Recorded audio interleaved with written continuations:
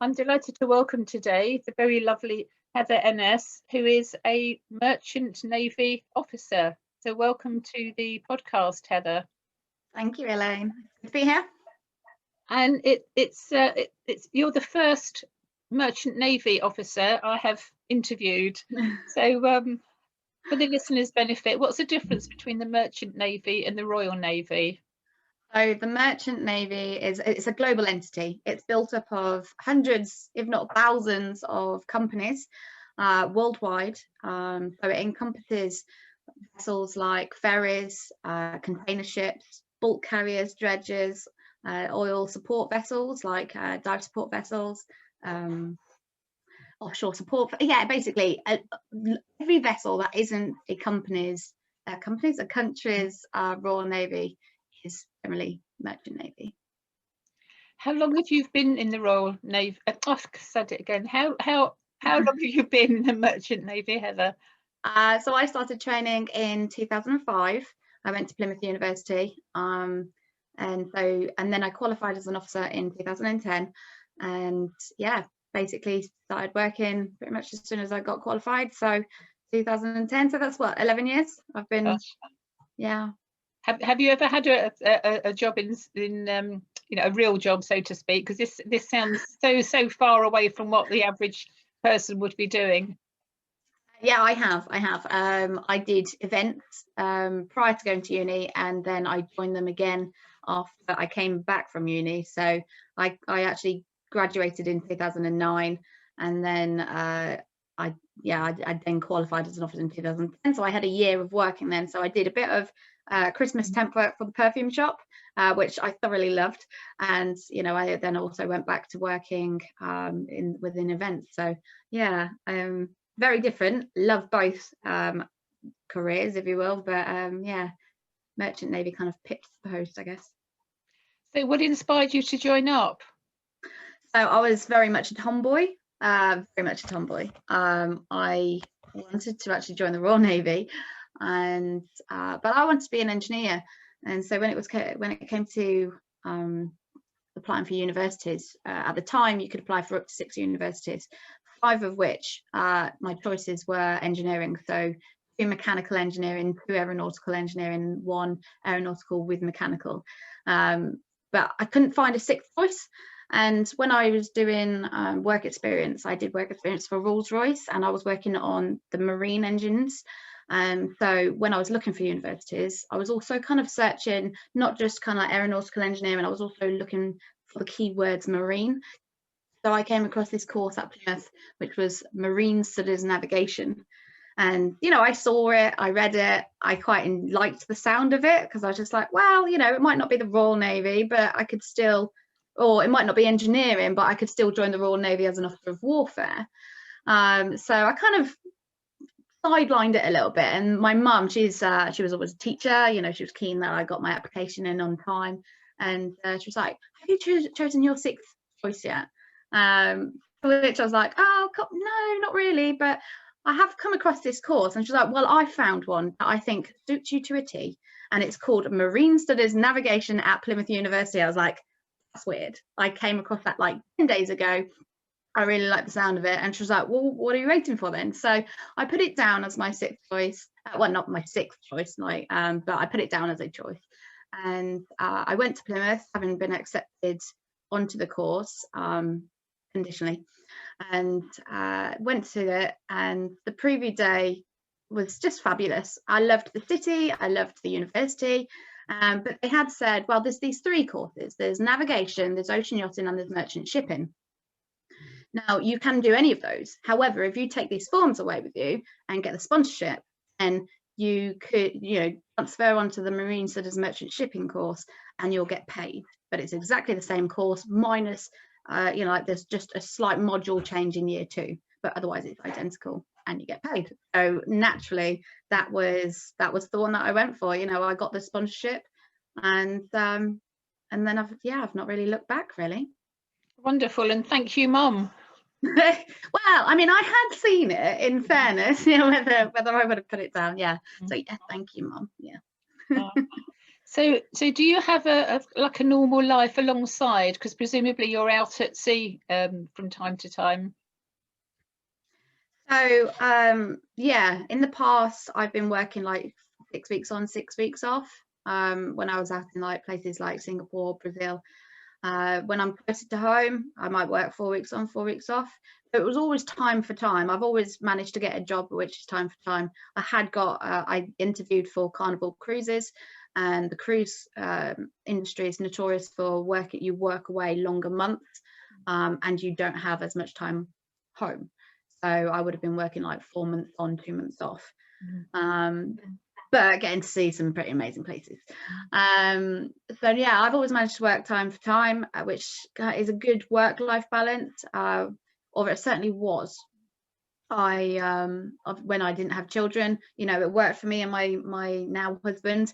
You know, he likes having these little projects, and he's quite an introvert, so he likes doing his own things, whereas I'm very much an extrovert.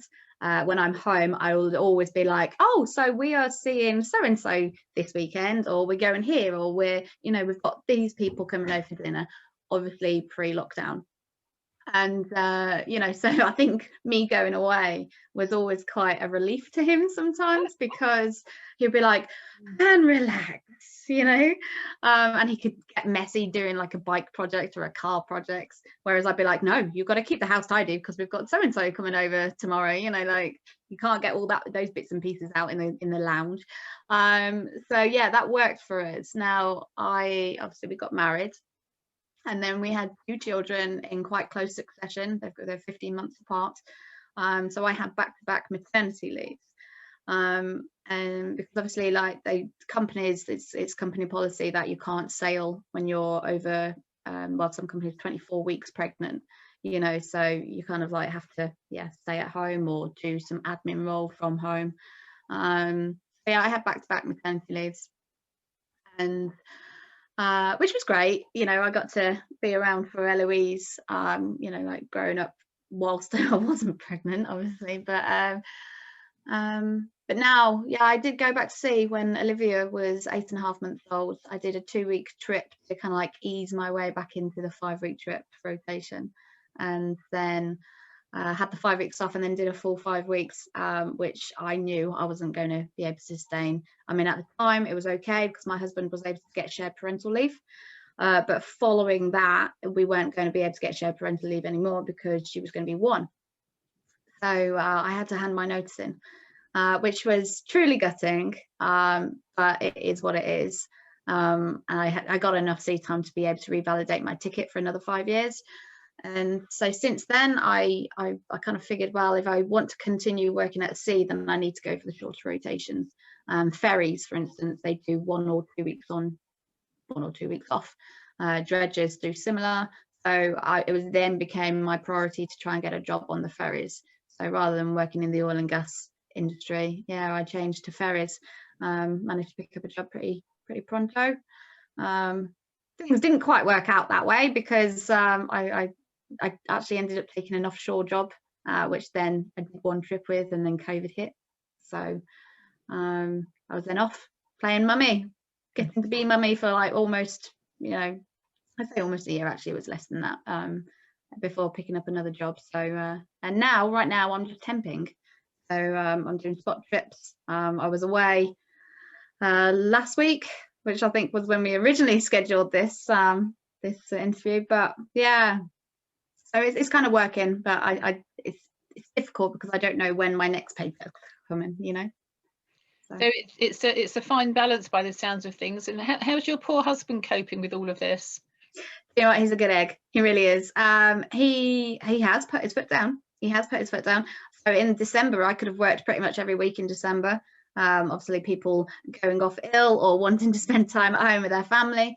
But do you know what? I'd worked week on, week off from the end of October all the way. I'd done about 5 trips, week on, week off, and he was just like, you know what? I want you home. No more. You're not working through December. So I actually picked up a trip over New Year. So yeah, I don't know, like he's really good. The girls are in nursery Thursday, Fridays. My mum's local, so she is more than happy to have the girls, you know, like if I'm away on the Monday, Tuesday, Wednesday, and then crew change is always a Wednesday, so you know I'll come and get them on the Wednesday. So all in all, at the moment it works. I mean, we did try an au pair. We had an au pair back in. We picked her up. we got her in September, and we did through till December before Christmas. So it was only a short-term au pair, but yeah, we gave it a go. And honestly, it didn't quite work for us, or maybe she just wasn't the right. She was a lovely girl. Maybe she wasn't quite the right girl. I don't know, but yeah, it certainly didn't work for us then at that point in our life. But because it's so ad hoc, me being at sea, I think it works better either just asking nursery, can the girls go in for an extra day, or yeah, my mum looking after them a little bit more than possibly she would. Au pairs, nannies, nanny share, all that kind of stuff. Been there, done that. My children, yes. My daughter's now 39 this year, and my son's 27 this year. So poles apart, but really you do need help, don't you? If you're a busy working mum, no matter what you're doing, you do need support, and it's important to find the right support. It's better. I think it's better to have no support than the wrong support, because the stress factor goes up. I massively agree. So I grew up having au pairs. We had 5 or 6 au pairs. So I was actually quite keen to have one, you know, and my husband had originally said to me, if you want to go back to sea 50% of the time, which obviously a normal rotation would be, then we have to have an au pair. So yeah, we got one, and I think you're right in what you say there, you know, like no support is better than the wrong support. And like I say, she was a lovely girl. You know, she got the girls, she gave us lots of lions, which was incredible, you know, like but I did feel like she didn't really cook, she didn't drive, you know, so I when I was home, it kind of felt like I was looking after a teenager as well as my 2, you know. So yeah, it got a bit rough, but you know, as a family we got through it, you know. And like I say, that's nothing to do with her, you know, it's just we had some very busy months. I wasn't just getting a phone call saying, can you join a ship tomorrow? I was also lecturing, and I was doing project work, you know, and I had a course that I was trying to complete on mental health, you know, so there was a lot going on. And that was just for me. That wasn't even my husband, you know, he had even more going on, you know. So what does he do? He is an automotive engineer for Jaguar Land Rover. He's quite more of a project manager these days, you know, working in motion systems, but yeah, currently working from home, is able to go into the office every so often. But you know, even that takes its toll, you know, him not having that break from being in work to then being at home, you know, like he hasn't got the cycle ride home to kind of clear the day away, you know. He's just straight into Daddy, you know, like, and then clambering all over him, and you know, maybe he just wants to just decompress a little bit, you know, and just sit down and be like, not have screaming little voices in his ears, you know. In days gone by, that's where the pubs were a great community resource, because men would come home from whatever their high pressure job was, and on the way they'd stop in to have a chat with their friends, chill out a bit, breathe, and then step back into family life. But of course things are different these days. So when you're at sea, what do you do? I'm one of the officers on the bridge. So we're called deck officers or navigation officers, however you want to say it. So when we're in port, so if I'll talk about a standard day on a ferry opposed to any of the other ships that I've been on. If I'm on days, I will start off on the bridge, where I will be getting on with some planned maintenance maybe, and then I would start setting up the bridge for departure. I do necessary reporting to, for instance, Dublin VTS, and I do the daily checks, I do all the morning checks, you know, to, like I say, set up the bridge for departure. So that would be steering checks and what have you. Then once we've departed, I might be on the navigation watch, or I might be doing more planned maintenance. And then when we get into Holyhead is when I would go down to mooring stations for the arrival. I would help tie up the vessel, and again in constant comms with the bridge. I'd be counting them down and telling them, right, this is your distance to fender number 1, fender number 2, you know, and what have you. And then when we're alongside, I'm in charge of the discharge of the cargo, i.e. the freights, the cars, the, you know, people going on their holiday. Well, not so much at the moment.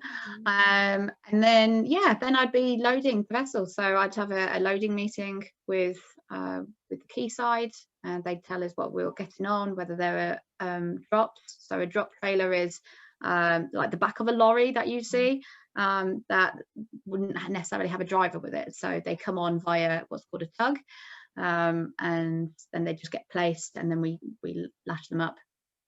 And yeah, get the cargo on, and then do the departure. Again, go to mooring stations, help let go of the vessel, i.e. the mooring lines, and then it would be my navigation watch, where I then just make sure that we're safe getting from Holyhead to Dublin. And obviously I don't want to have any collisions with any vessels, fishing vessels, what have you. So I'd keep a safe navigation watch. And then when we come into arrival into Dublin, I'd go back down into the mooring station where I'd tie up the vessel. So that would be like my days on days. Nights is slightly different because we swap around. So I wouldn't always start with the bridge departure. I might start with the load, you know, and then you swap it around. So but yeah, all in all, it's load and navigation watch. So it's good. It sounds very physical. The elements of it, I mean, I wouldn't say overly so. Ferries are obviously quite big, so you'd certainly get a lot of step counting. I can easily get up to 19 to 22,000, you know, steps a day, and yeah, at home I struggle to get 5. You know, in fact, yesterday I was out all day pretty much walking, and I barely reached my 10,000. I'm like, I've been out all day. How have I not got my 10,000 steps yet? And yet on a ferry I can do it in, you know, like 6 hours, you know. But it's just because it's such a, you know, you're constantly walking up and down and lots of steps as well. So yeah. Do you have a favorite? Do you have a favorite thing that you do on the ship? Difficult one. I actually do. I like the downtime, which I know obviously everybody likes the downtime, but especially during lockdown, because obviously we get tested. We have to do a test the day before we join, and then we can also do a test the day we leave. So when we're actually on board, unless we're in the passenger areas, you know, like we can just be ourselves. We can have, you know, the seats, there's various seats that have got a cross on it. You can't sit there, you know, so you can't just be butted up next to your buddy. But otherwise, yeah, it's a social place. And as I've already said, I'm a massive extrovert, you know, so my favorite part is probably after watch getting to go have cups of tea with various different people. And you know, the other trip I was joking, I was just like, I've got to go, I've got a date with the second engineer, or I've got a date with the night master, I've got a date with the, you know, like with the bosun, because I would just be like, I'm just going to have a brew with him tonight, and then I would go have a brew with her, you know, and then, oh, someone's having toast, I'll have toast and more tea, you know. So it's you know, some people genuinely just go back to their cabin and you don't see them for the rest of the evening. That's not me, you know, like unless I've got a load of work that I need to get done, I just, yeah, go chat and have cups of tea with everybody, basically. Brilliant. But in terms of the job, you know, I like flying up, I like being on the comms, I like that too. Ferries, I have really gelled well with ferries. I do enjoy ferry work. Every day is different slightly. I mean, it's all the same, but there's always a slight variation. And you know, it's one of those days that if you have a bad day, as soon as the ship departs, it's done. You know, like, so some loads are more difficult than others, whether it's because, so the trim of the ship, you can't have, it's got to be specific, it's got, you know, there's quite a small margin, And you know, if the quayside, if they start sending you things or not telling you, you know, like, oh, we've got another 5 plugs for you, so plug-ins obviously they need to run on electric, so I have to make sure I have enough room for them, and then suddenly they might turn around and say, oh, we've got a hive for you, and you're just like, oh my gosh, I'm filling up really quickly now. What have you got that I must take? Because the last thing I want to do is short ship, which means having to leave something on the quayside and then having to get on a later sailing. I don't want that. No one wants that. So yeah, you've kind of got to keep on that at them and be like, right, any more plugins, any more highs, have you got any heavy loads? Because that it matters where you put them on a ship, the heavy loads. You know, I can't put them over the hatches, for instance. So the boys, the deck crew, they always keep me right, and you know, I trust in their experience. You know, I've got a bit of experience in ferries, but nothing like the 20 odd years they may have.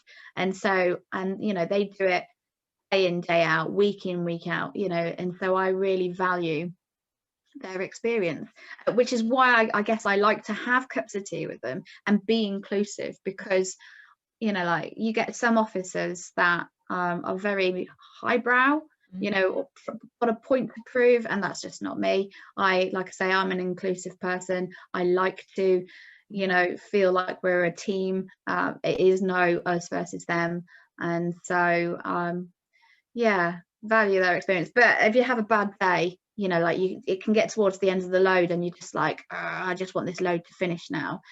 But that's it. Once you've closed up and everything's on board and the trim's fine, everything came on safe and sound, you just wash it, you know, you kind of go like that and say, okay, well, as soon as we get to Dublin, which is only a few hours away, you know, like, it's all gone, it's all departed, and it's done. You know, you don't have to think about it anymore. So it's quite easy to just kind of like let it go from your minds, you know. And I am someone who literally beats myself up, you know, like, I can have the captain screaming at me, not that that's really ever happened, but, and it doesn't matter what he's saying to me, it's more what's in here and how I beat myself up. If I feel like I've let myself down, oh yeah, like I say, it doesn't matter what anyone can say, take the mickey out of me, take, you know, whatever, you know, like, shout at me, it's more me who beats myself up more. You mentioned mental health course that you were doing, so that sounds like a good segue into asking about that. So mental health and being away from the family, you've mentioned beating yourself up. What sort of mental health course is it you've been doing, and why? Okay, so when I mentioned that September was a busy month, I said that I was doing some project work, and I was helping on a project called Prometheus, which is promoting mental health at sea. And so because I was helping with that, I thought it would be quite a good idea to do a course. So Stratford-upon-Avon College, so not too far away from me, they run a lot of free courses, which are really good courses, and they're through, I want to say the NCFE. I can't remember what that stands for, but yeah, they run all sorts of courses, and I did with them to do with lean management. I decided to do that course, but they also had several mental health ones. So this particular one had a really long title. It was like understanding mental health in the workplace and advocacy and first aid was in there somewhere as well, and the word advocacy. So yeah, quite a long title, and I figured that one would probably be the best one to start off with, and I did it because I wanted to do my project work at 110%. I wanted to be able to get really involved with it. So yeah, that's what I did it. Plus, obviously, there's been a rise, especially this year, maybe last year as well, in companies or institutes, organisations wanting to highlight mental health, and you know, try and get rid of the stigma.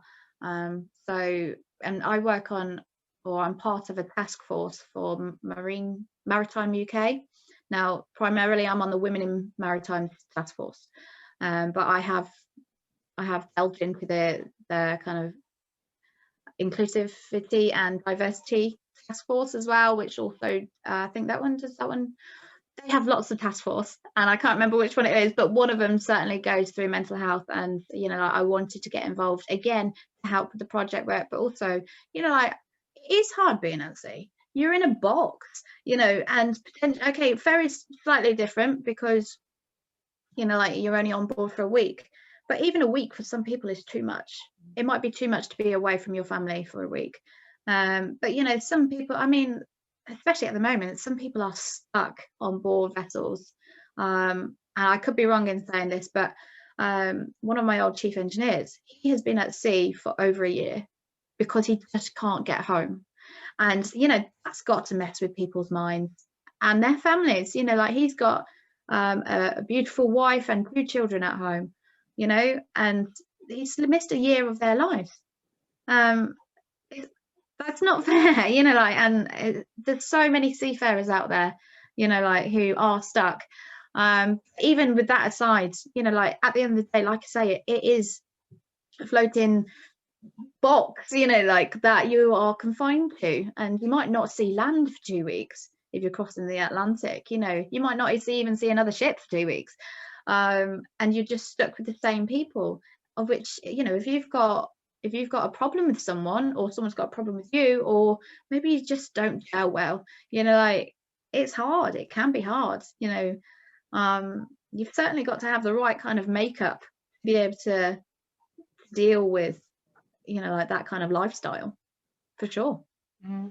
Mental health has come up a lot in recent years, which is a shame in my view, because if we were taught about this in schools in the right way, we'd be a lot more resilient as we go through our life, which is why over 25 years I've specialised in the DISC model of behavioural profiling. And there's certain behavioural types who are extroverts, some who are introverts, as you've already alluded to.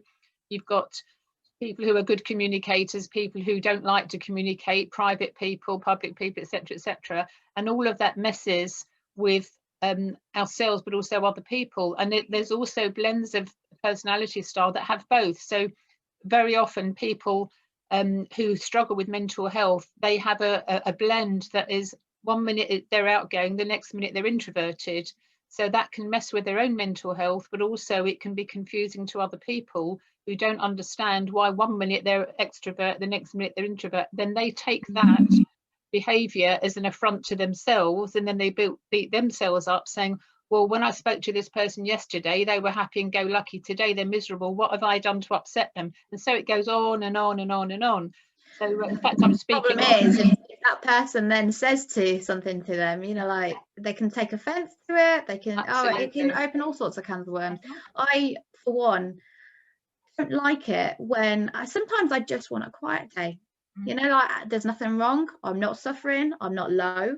I'm just at a normal pace that everybody else is day to day. But because I'm so bouncy and smiley, if I have one of those days, I won't get asked, are you okay? Everything okay? I will get said to me, what's wrong with you? And I'll be like, nothing's wrong with me. I'm fine. Well, clearly something's wrong with you. And that's when it starts getting to you, because you're just like, well, no, actually, I'm just taking it down a peg a little bit. I'm just not being as smiley and as bouncy, but I'm actually fine. The more you press me, the more I'm not getting so far. But why can't I have those quieter days? Even the smiliest of people needs a day to rest their jaw, because actually smiling all the time, it hurts. I mean, I'm sure a lot of your listeners will know that, when you're laughing for continuously, you end up kind of getting your jaw and be like, oh, my jaw hurts. It's the same when you're just smiling constantly. I'm very open about my personality style, and like you, I'm bouncy, and to the point where I'm irritating to some people who are not like me. And even my family say, Mum, you're so positive, you're so outgoing, you're so positive. You upset some people because you're so positive. Not everybody can be as positive as you. So my view is, I am who I am. I'm proud of who I am, and I'm sorry if that doesn't gel with you, but I am who I am. and I don't go out of my way to upset or you know, cause problems for people. But equally, we need to be who we are. We need to stand on our own ground, our own grounded sort of personality, and be who we are. So that's why over the years I've done a lot of work with team dynamics and helping teams to understand what you said. You know, sometimes you want a quieter day or whatever, and when we understand all of that stuff, it makes life a lot easier, doesn't it? Because we know ourselves better, we can understand the differences between other people, and it plays to the mental health discussion that's going out at the moment.